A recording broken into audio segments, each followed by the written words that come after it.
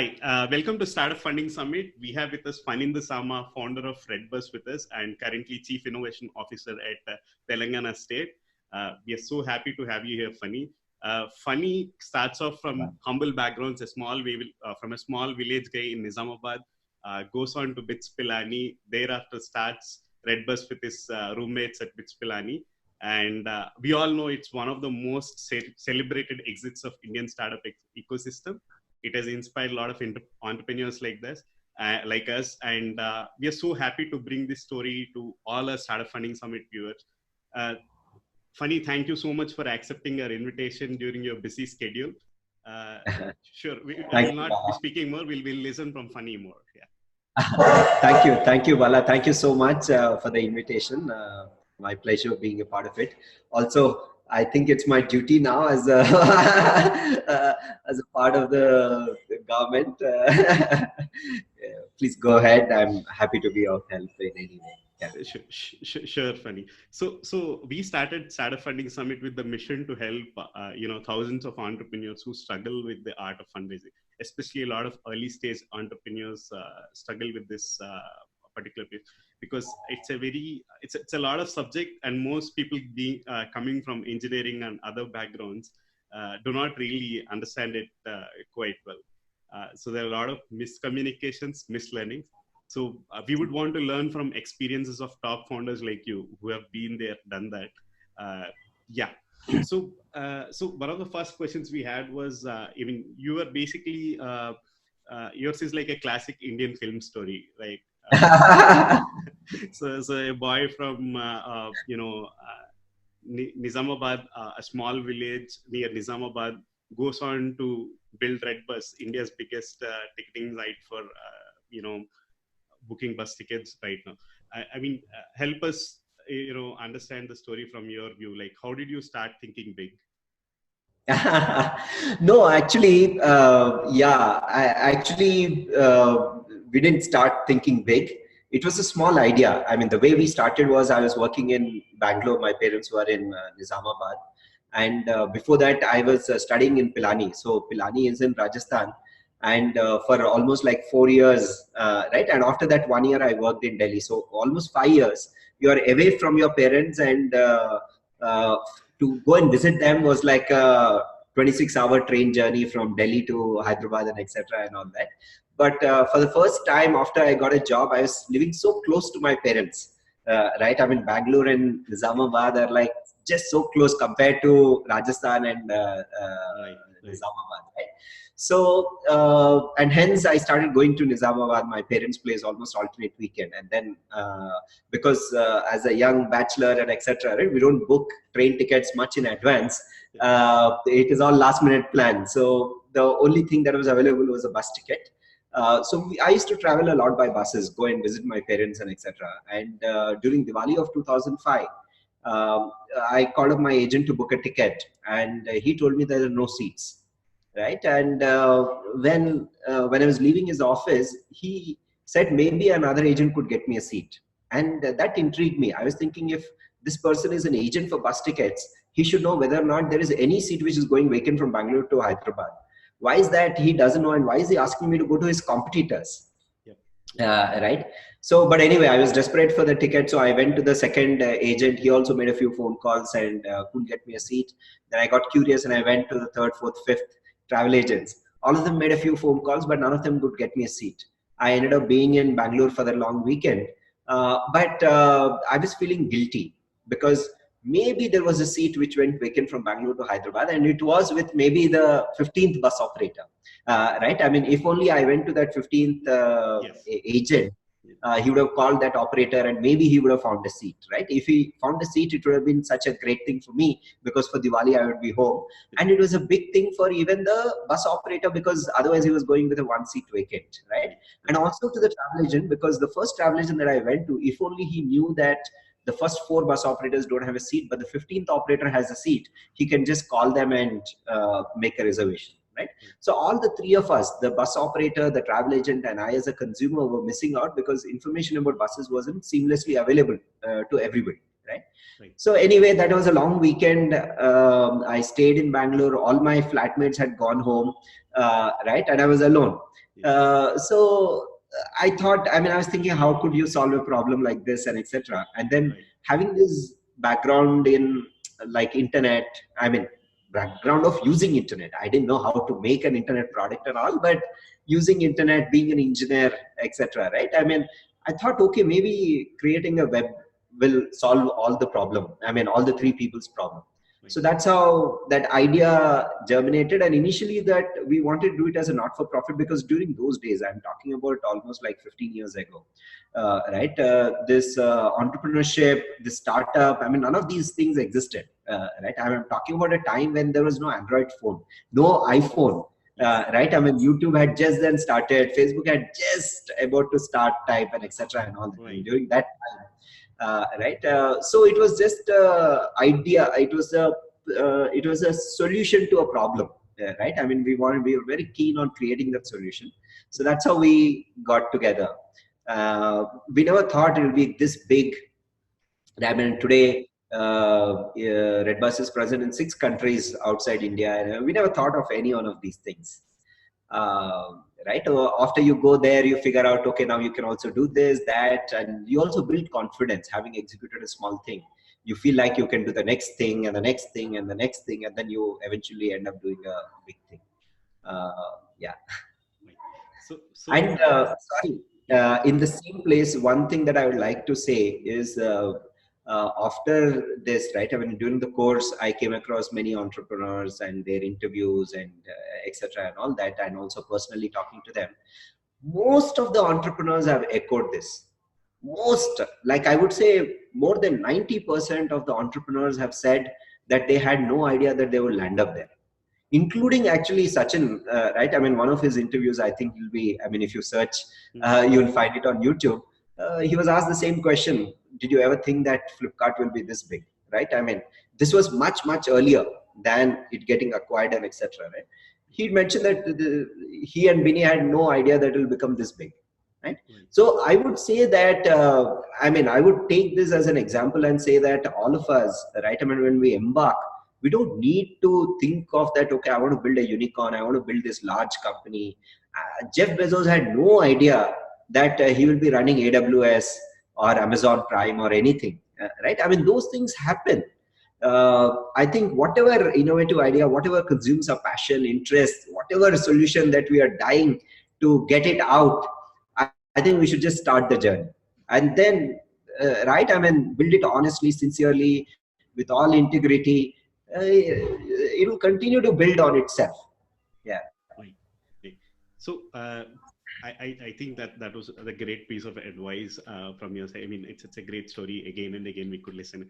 So I heard you're from electronics background, actually. So I am also from an electronics background, and even I work for a semiconductor company. And your first company was, I think, ST Microelectronics, and then you went more to another semiconductor company. So how did you think of a web product? Because I mean, we are talking about those days where web products from India are not so big, or have not shown any exits. Like, walk us through that as to, like, how did you go up building a web product? Like, being an electronics guy, how did you team up? And most people today think of outsourcing something or the effort of this thing, but we would want to learn your experience, how you went about it. Yeah. Actually, I think we did it by accident, but I think in in retrospect, it offers a good learning. But the accident was when I didn't get this bus ticket, then I thought, okay, maybe this is a possible solution. And we wanted to build it as an open source solution. During those days, open source was big. Right? I mean, the coolest thing that an engineering graduate could do is uninstall Windows from his laptop. I mean, during those days, it was not even laptop, it was the PC, right? Uninstall Windows and install Linux or this thing, right? Unix and etc. So that was the biggest thing, coolest thing that engineering graduate could do. And the open source was like becoming big, and everything was getting open sourced and etc. and all that. So our initial idea was, okay, let's write the software as an open source and give it to the bus operators. Because when they start using it, I as a consumer would benefit. If they have a website, I can just go and book. The agents would benefit. We never saw like there is a business angle to this, right? And because it is supposed to be an open source, we could not outsource because we had no money, and then open source doesn't make money, right? I mean, how will you fund the outsourcing bills? So we said we have to figure it out ourselves. We had to go and learn. In engineering, we learned C, not even C++. Actually, we learned only C, right? And then we had to, we said, okay, we know a little bit of computer programming. Now let's just go and figure that out, right? And then we asked one of our college seniors who was running some kind of a company, and went and asked him, like, okay, we want to build this out. What do you suggest? He said, choose .NET because it's very easy to build. If you have used Excel sheet, it is like that, right? And then we said, okay, let's go and build it on .NET. So we went and bought books on .NET, and then SQL database and etc., and studied them and started writing. In fact, the first thing, I mean, we literally started with a Hello World program, right? The first thing that our website rendered was Hello World. And but the thing is, it took only 6 months for us to get from there to actually get a functional website all by ourselves. From people who don't know programming, who are new to all these things, who are learning from books, to actually make a software that does a decent job. It took only 6 months, right? I think when the biggest thing to have in this journey is that passion, that dying thing that you want to do it, and with all honesty, right? And everything else can be learned. The skills of how to program, how to do this, that, and etc. Everything can be learned in the course. And that applies later also every time. Like, I'll tell you one example. When we started, like I said, there was no Android, iPhone, and etc. But after we started, right, in maybe like 2011, 12 time frame, that's when the smartphones were getting penetrated. People were using smartphones, touch phones, and etc., and all that in India. And our customers started asking, do you have an app, and etc. So we said, okay, let's build an Android app. So our first instinct was, when we put out this on the job boards, our first instinct is to write saying that, okay, we need an Android developer with 2 years experience, blah, blah, blah, and etc., and all that. And then once we created that, we took a step back and said, oh my God, this Android is so new that there are no people who are 2 years experienced. Right? I mean, you'll probably get like 6 months experience guy, but not a 2 years experience guy, because Android itself probably is 2 years old by then. I mean, things like that, right? So that made us realize that actually these changing technologies, we have to learn it ourselves and do. Then we asked our own software engineers to go figure out how Android works and then build an app from there. And the same thing probably now for whatever the AI, ML, and etc., and all those things, right? So this continuous learning, there is no escaping from this, because these technologies are changing so rapidly that nobody can say that, oh, I've studied in engineering and I'll apply the same thing, right? When it's a scenario like this, it really doesn't matter whether you've learned chemistry, biology, whatever. When you're learning that, you are actually learning learning how to learn, right? How to apply logic, how to think critically, how to understand a concept and all. Now, once you learn that, you can apply it to anything, right? I mean, you asked, okay, you and I are electronics engineers, how are we building a software product, right? I think what we learned in electronics is, yes, of course, electronics, how voltage, current, and all these things work together to give what we want. But we've also learned how to learn, right? And now the same thing we need to apply on Android. We should not shy away from studying new things just because we are not from that background, right? Today's world doesn't allow that. Today's world has changed so dramatically that we have to continuously learn every year, every month. Yeah. So it started off as a non-profit per se, like open source, like with noble intentions, like, and where along this journey actually did move to for profit, and how did you learn that, like, you have to raise capital to actually build this and make it big? Like, this event is about startup funding, so we would want to learn, like, what was those early thoughts in your mind?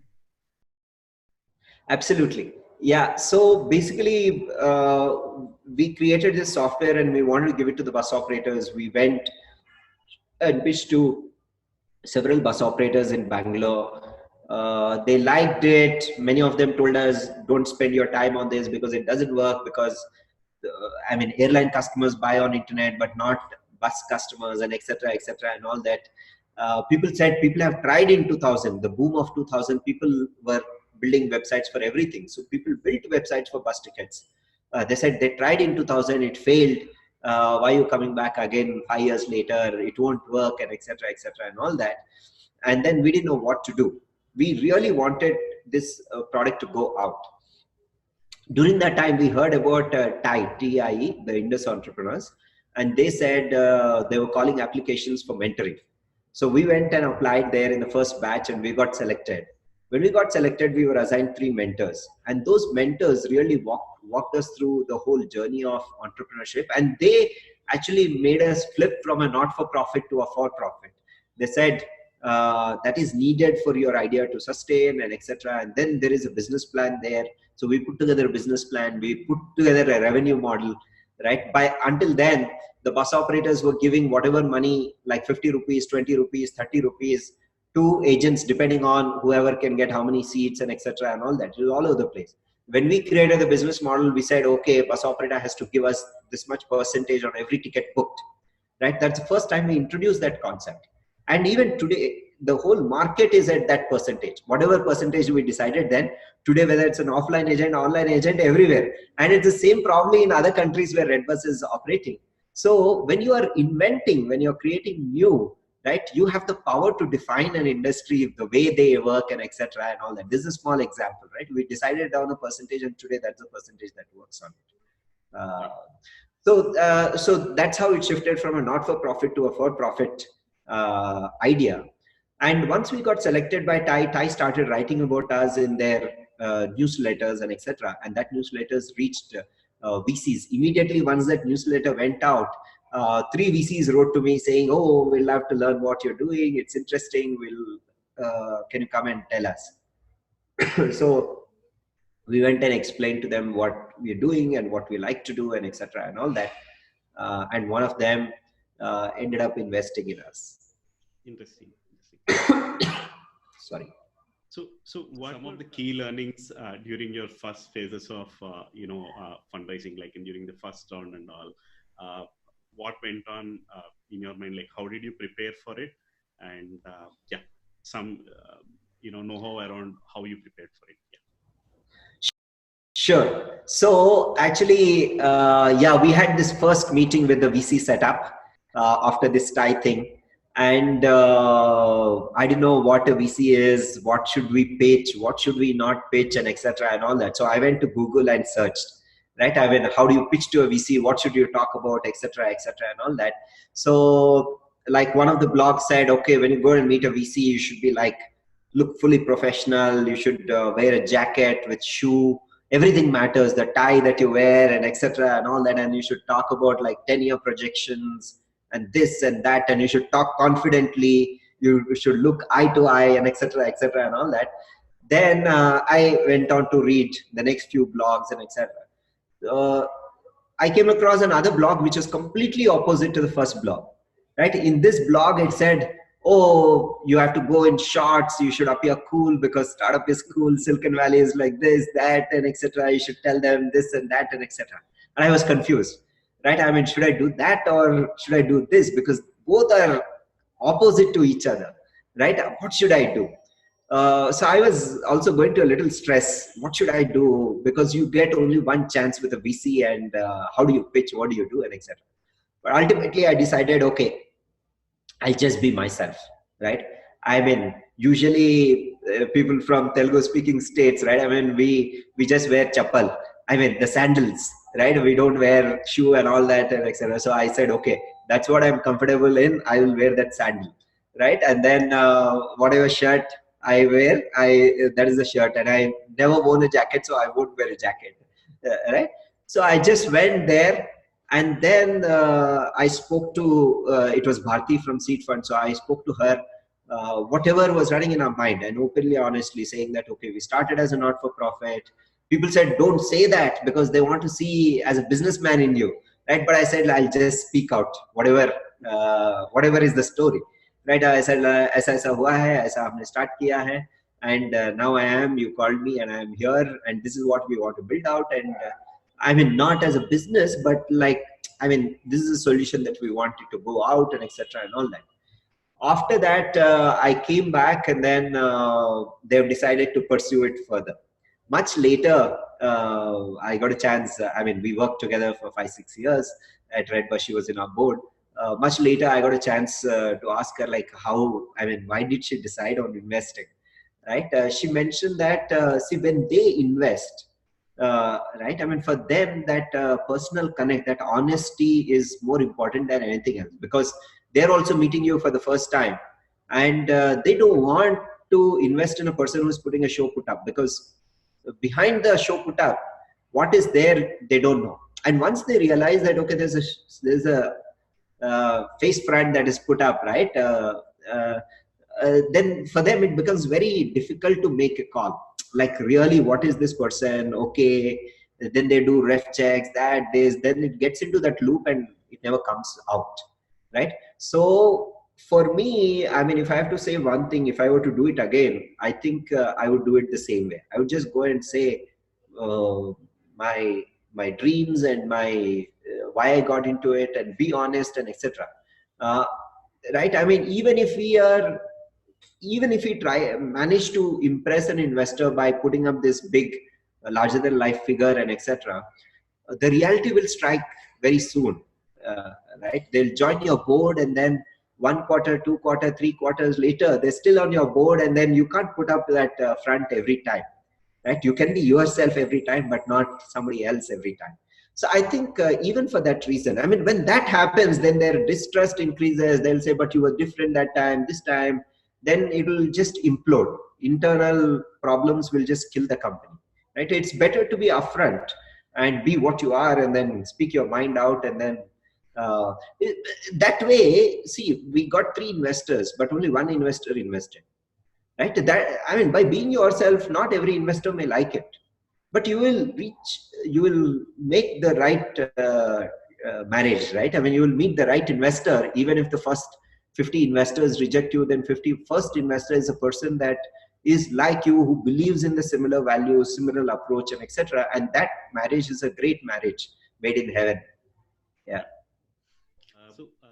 Like, what were some of the key learnings? Like, if you have to distill like 1, 2, 3, 4 from your side, like, okay, these are certain key learnings that are there from my fundraising process. What would they be?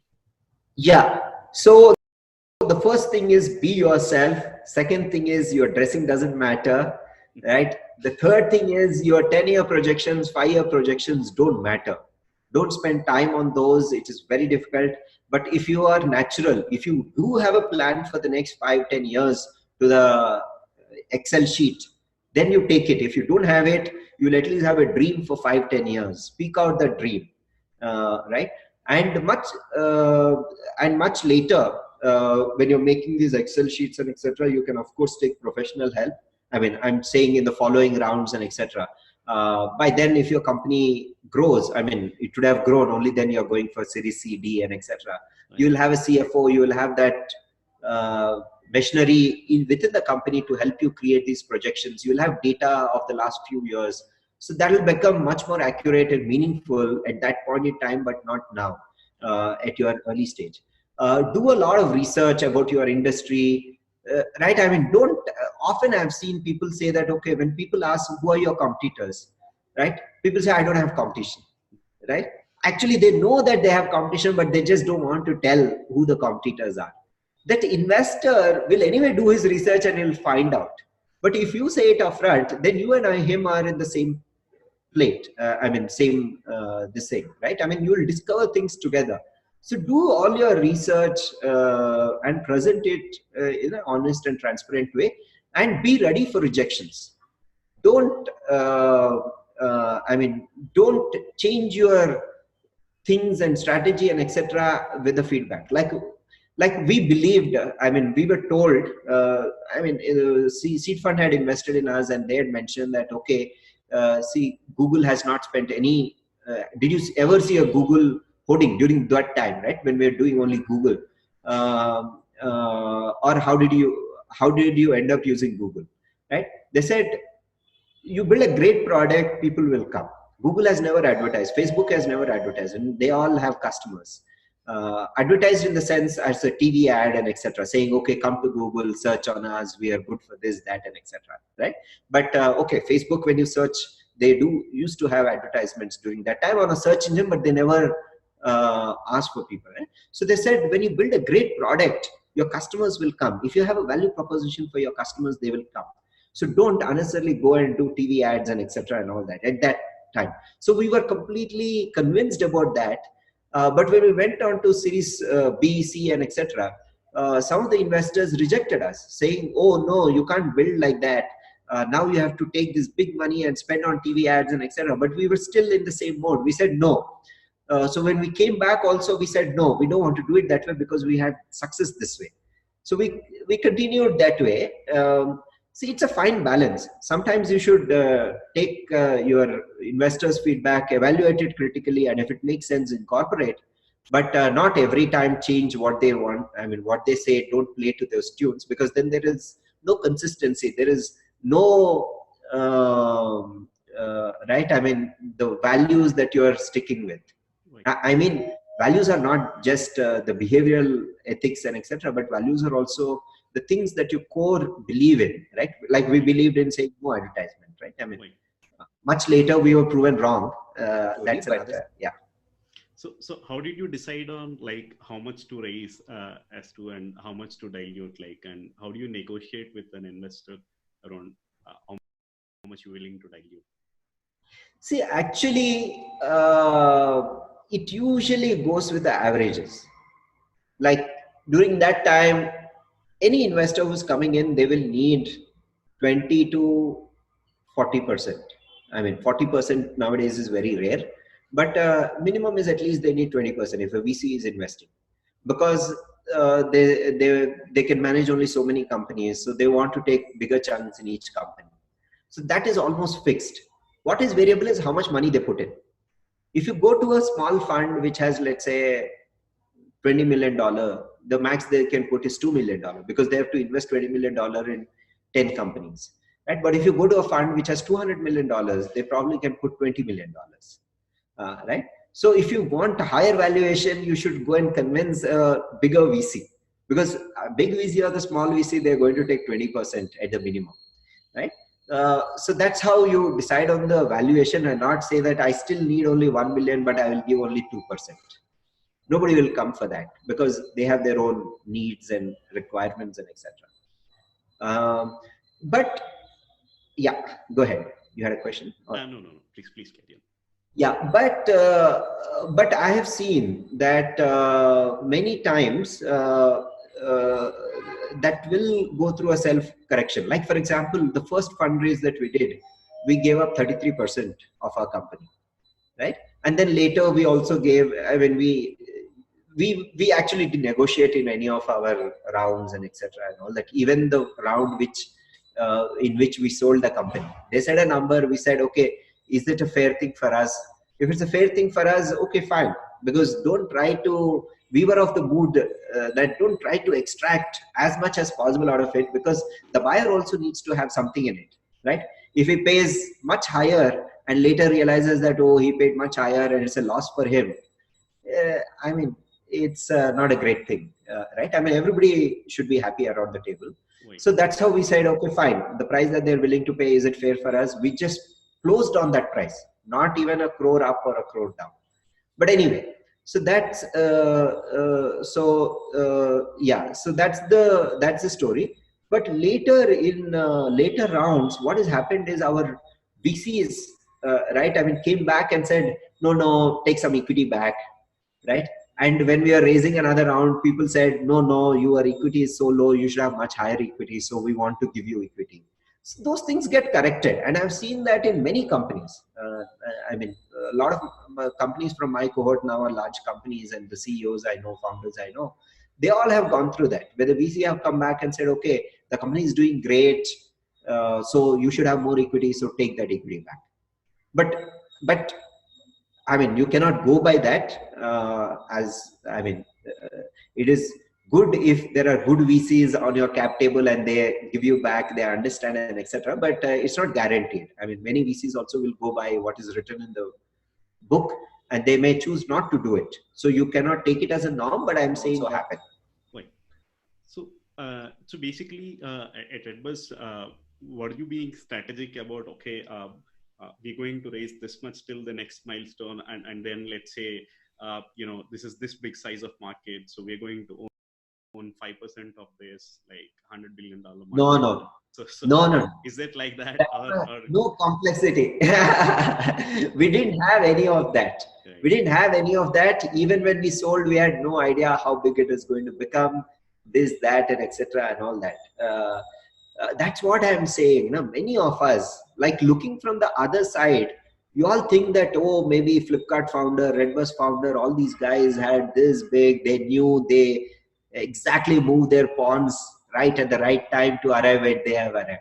But the reality, at least speaking about myself, is that we didn't know the future. We didn't know nothing. We didn't move the pawns in accordance with that. Things just happen. We are happy. I mean, though we had less equity at the end when we sold the company, we are happy that that happened to us. The only other choice was we would get lost in that and not even get it to the stage that Redbus got into, right? I mean, there are many other bus ticketing websites which have not gotten here. So we are glad and happy that at least हम कम equity से तो भी वहाँ पर गए, right? So all those things don't matter. I mean, don't see, predicting the future. Actually, I'll tell you one anecdote, right? I mean, when you're raising some Series C or something, our new investor said, okay, now give me the projections. And I felt like, okay, we have the history, we have, etc. We have some knowledge of so many years. So I should be able to make a good predictive model of what is going to happen and etc. So I was working on it. So I locked up myself in a conference room, just working on it day in and day out. I was feeling very stressed, nervous. My colleagues could see that. And then after 2 days, right? I mean, I was working late in the night, where one of my colleagues came in and said, you appear very stressed these days, 2, 3 days. What is happening? What are you doing? I said, no, I'm putting together this Excel sheet. I had this Excel sheet in front of me, this whole models that this happens if commission reduces by this much, if volumes grow by that much, this will happen, that will happen. Hajar variables, right? You pay salaries, you do this, market, hajar things. I was saying, I'm just, it is this thing, right? Then he said, okay, can you tell me how many tickets are we going to sell tomorrow? Right? I said, okay, we probably can sell this much, etc. and etc. How much confidence are you about that? And I said, okay, maybe we can sell this much, right? He said, you are not even able to predict tomorrow's sales. How will we predict 10 years later sales, 5 years later sales, next year sales, right? It is, if only we can predict the future, you are God, you're not human being, right? Saying that this is going to happen, that is going to happen. He said everything that all of us human beings say is a guess, and all of them can go wrong and will go wrong. So don't stress too much about 5-year projections, 10-year projections. He said just put whatever random numbers that you can think of with a hunch, and because that's how you mentioned tomorrow's sales, right? I mean, how did you sell tomorrow's sales? You didn't put together a model that this and etc. and said Jitna hoga. You have a hunch that okay, if you're doing this much, we'll do this much tomorrow. If tomorrow is a festival, then you'll do a little more. If tomorrow is a Sunday, you'll do a little more. Things like that, right? So depending on that, you have a hunch, and most likely you are in the 90% range of that, right? How much ever models that is you put, you can't get better than that. So that really de-stressed me. Then after that, every time anybody asks me projections, it has become very easy for me. Like just put together a hunch, right? 5 years के बाद हम इतना बन सकते हैं, तो just लिख दो वहाँ पर, right? And most of the time that turns out to be true. I mean, things like that. Next year, kya hoga? Just put together something with your hunch, with your full confidence. The number that you comes from within, inside, right?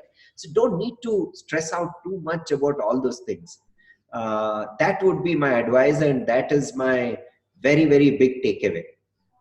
So oftentimes, like there is confusing advices around fundraising as to, right? There is a certain school of people who will say, raise as much as you get in the market on today, and tomorrow you don't know there will be a next round or not. And there are certain people who would say, raise only as much as you want, as to mean, real honest need of, okay, I need funds for building these warehouses, doing this.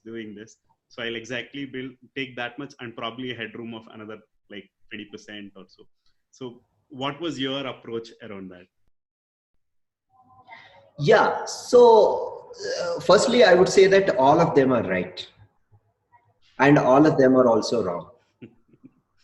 Right? That's, see, if we internalize that thing, if we look for such examples around, our confidence will go up. We are unnecessarily taking all this stress and thinking about all these things, and which is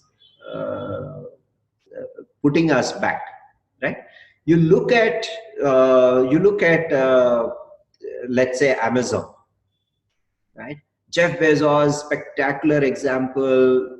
He's been doing only one thing, and showing that example, people will say that you should do only one thing as an entrepreneur. Just do that, only one thing, right? Great example. Then you look at Elon Musk, starting itself, he started with 2, 3 companies. You look at Steve Jobs, he was running Pixar as well as Apple, two companies, right? Then he's also right. He's built 2 great companies, Pixar and this. Elon Musk is doing great with SpaceX and Tesla and so many other companies that he's doing. So all these things don't matter. If you are a person like Elon Musk, you are very, when you are sitting to yourself and thinking honestly and etc., you feel that you have every capability to do so many companies together. You have that capacity. You are that much intelligent and etc. You just go and do that. And probably and many of times when these people do it, it's probably the first time that they've done. And then they show to the world that, oh, this is also possible, right? So don't be constrained by what exists in the world. Even what exists in the world is enough, because people have been successful this way, people have been successful that way. If you are in neither of those, if you are very different, then go your way and you will be successful, and you will be showing to the world what is that new way. So don't be stressed कि कितना पैसा raise करना है, raise only as much as needed. People who have raised as much as needed have failed just because of that, right? Just because of that, not other reasons, because they didn't predict the future that it will change, right? People who have raised more money have also failed just because of that, because they were too much funding and etc. So there are failure examples of the same successful examples. So I would say don't get into all these things. Be aware of all these things, but take your own call and be confident. More importantly, be confident about it, right? Once you look at all these other examples, you will build confidence around your decision. You'll feel like, yeah, it is as good. And tomorrow somebody comes and tells you, oh, you raised too much money, still you'll be as confident as you were earlier, just by being aware of all these other companies and successes. Don't go by this one thing. There is no one answer, right? Other than the law of the land, right? There is absolutely, right? The law of the land says, okay, you can't kill somebody. That is absolute truth. You can't kill somebody, then you are against the law of the thing. But other than that, right? I mean, all the other things, there have been successes either ways. So coming back, like, okay, we are talking a lot about fundraising. So one of the things that we want to understand, like, is there something like a success formula to build a billion-dollar company? Do you believe in something like that? And what were those things you think that affected the success of redbus a lot, and what other people can implement, other startup founders like us can implement in our businesses today? Yeah, so basically, I mean, yes, I mean, there is a formula, like in the sense there are a few things that you need to take care to build that company, that large company. The first thing I would say is you can only build any company, large, small, whatever. You can do only, I mean, you can do whatever you attempt to do only when you are confident, right? I'm saying that you should always be you should do things that builds your confidence, that continues to keep you in that confidence zone, right? You can't be thinking that, oh, you can't be in a negative zone and be successful. That is so impossible, right? So that's why I'm saying that on all these decisions, right, people say no, you should not micromanage for you to build that large company. There are so many examples of people who micromanage and become very successful. Either micromanage people or micromanage products, like Steve Jobs himself, right? I mean, he said every pixel I should know what is happening on my device. That is micromanagement, right? But still, I mean, it went on to become the first $1 trillion company in the world. Yep.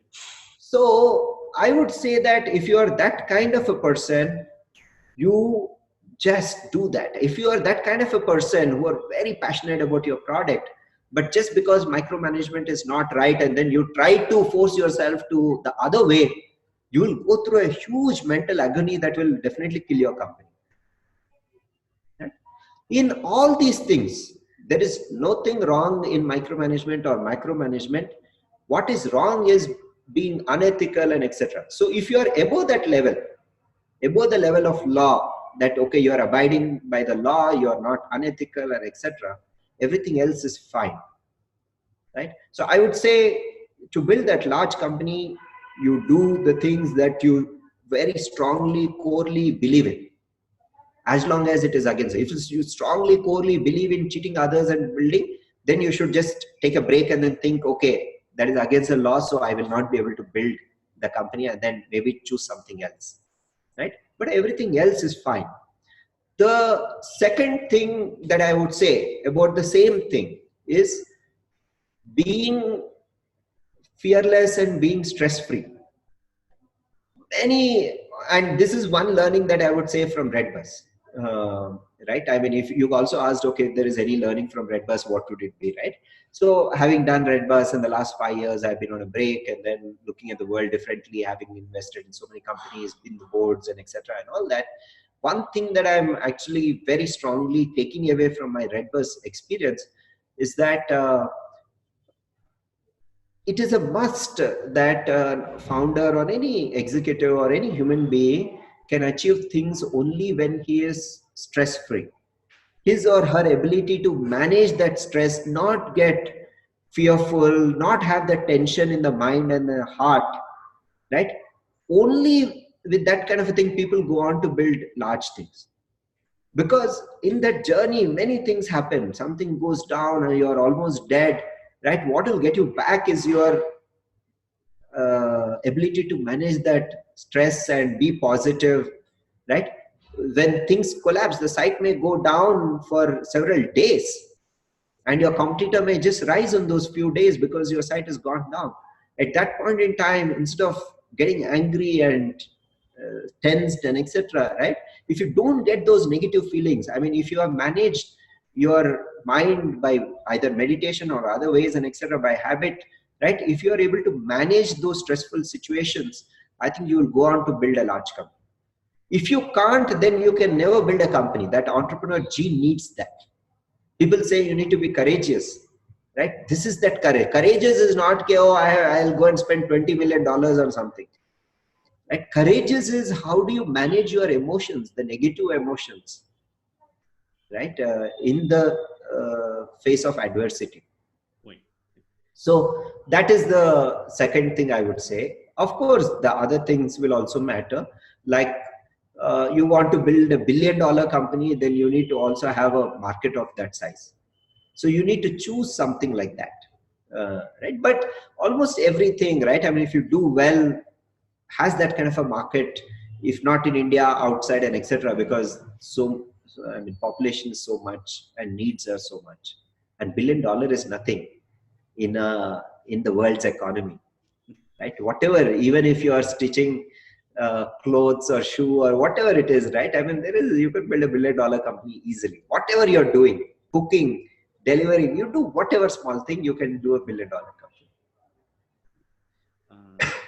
So can you walk us through, your last stage as to like when you are getting acquired with IBIBO, as to what was, what actually goes on at a high level, maybe not the details, but at least like at a high level to understand at what stage founders should start planning for acquisition, or is it like market driven, or what do you do, or what does the company go through during that process? Sure. Bala, just one constraint that I have, 11 o'clock, I have another call. So we'll try to wrap it up soon. Sure. Yeah. Okay. So basically, even there, it is not very well planned. Right? My mentor used to say, "Ki great companies are bought, not sold." Right? So if you plan your sale and etc., you're not such a great company. Right? If you're a great company, people should queue up in front of your door to buy you out, and then you decide whether or not the right time and etc. Right. So that's the thing. But at the same time, right? I mean, we put all our efforts, but the industry wave may be against us, the market may be against us. So at that point in time, we should be practical and figure out how to sell our company and etc. But I just wanted to quote my mentor. But yeah, so in our case at Redbus, I mean, we're doing this fundraise, and in the midst of that, so acquirer came and said they want to acquire for an all cash deal, no share swap, no nothing, all the cash transferred on the same date when the acquisition happens and etc. At that point in time, it was a great offer, because all cash deal, especially because India was going through the difficult phase of this Vodafone Hutch deal, right? I mean, retrospective taxes, there was a lot of, I mean, there was completely transactions across the border have dried for a few years. People said, we don't want to come and buy any company, because if we buy a company, the Indian government may change the rule, and then they may ask for some taxes which doesn't, even though we are abiding by the law at the date of transaction, it can come and say change the rule and then retrospective tax. So it was all very, very difficult situation around that time. In that time, somebody came and gave this offer. It was very interesting and exciting. And we evaluated the offer from various different perspectives, and we liked the offer. We took the offer. So that's how it happened. Yeah. So currently you're Chief Innovation Officer at Telangana State, and you're at the new stint. So what would you advise, entrepreneurs who are starting and who are in their process, what would be your one piece of advice, or the piece of advice to entrepreneurs? Yeah, so one piece of advice that I would say is, I mean, that all of us should take initiatives to let's say do what you're doing, right? I mean, you have your own startup, you have your own problems, you have your own aspirations to build out your company and etc. But still, you're taking some time out to build this virtual summit and have this talk and be beneficial to others and etc. Right? By doing this, you are creating an asset that could be useful to 10,000 people or more in the coming years and etc. All this has happened because you took some time out and done this. It goes and empowers others. So and some of these companies that will get created because of what you're doing may come back and be helpful to your own company. That's how Silicon Valley became such a hotbed for innovation, because everything that you need are just around the street, right? I mean, you need to being here, if you want something from Google, it just doesn't happen. We even don't attempt to talk to a Google engineer to figure out how that happens. But if you're in Silicon Valley, you'll just go and meet a Google engineer, either officially or unofficially in a cafe and etc. And you'll understand how this ML model works and etc. and all that. Everybody is concentrated in one place, and it helps every other company that is around there, right? So the companies that you're creating in, let's say in Hyderabad or anywhere else, right? And they'll come back, and the more the density of companies, the more the existing companies will flourish. So if there is a need for all the existing companies and the existing citizens to come forward and take initiatives like this that you're doing to help and strengthen the ecosystem. An ecosystem is not a result of any one institution's thing. I mean, it's not that one government stood up in California and said, now we want this, and it happened. You go to California, there are hundreds of parallel events that are happening every day. Completely, government has no clue, is not involved in those, but citizens have taken that up and are doing it. And that's how it's becoming such a hotbed for innovation and entrepreneurship. I think all of us, I mean, it cannot be done by anybody outside. It will not be done by anybody outside. If we realize we want a better city for ourselves and better economy for ourselves and the next generations, we should come forward, take some time out and do what we can do. Right? So that will be my suggestion, my request, my appeal to everybody. This is exactly, I mean, you've been writing to me and I said, no, it's very difficult, this, that, and etc. But then I realized we should make time, right? We should make time, and I should share. I mean, one of the things that I was telling you is it's been 5 years and I am like very old, outdated with my knowledge and etc. It may not be useful. But then I realized, okay, fine, I should do my bit. Whatever I remember from those days, they may be relevant, may not be relevant, but I should come and speak them out and not shy away from thinking that, oh, maybe I'm outdated. If I speak that, then I'll look like a fool, right? So I think every one of us should take that initiative and go forward. And for entrepreneurs anyway, through the course of this 1 hour, I've been talking about, right, that your confidence is everything, and figure out how not to get stressed out. Do it honestly, seek help. When you're honest and seek help, people do give you help, and go out and build that large company. It is difficult. The path is very, very difficult. It's the same as if you want to get, let's say, a six-pack. It's not easy. Every day you have to lift those heavy things and do so many things. You'll be tired, you'll be bruised, everything. But you have to go through all that pain to get that six-pack.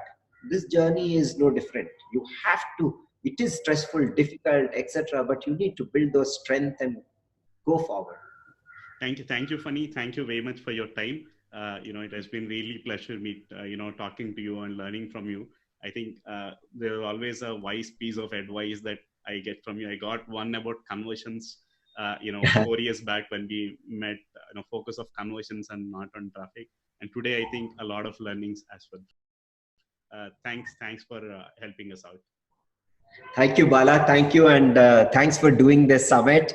All the best for your business as well as this initiative. Sure. Thank you so much.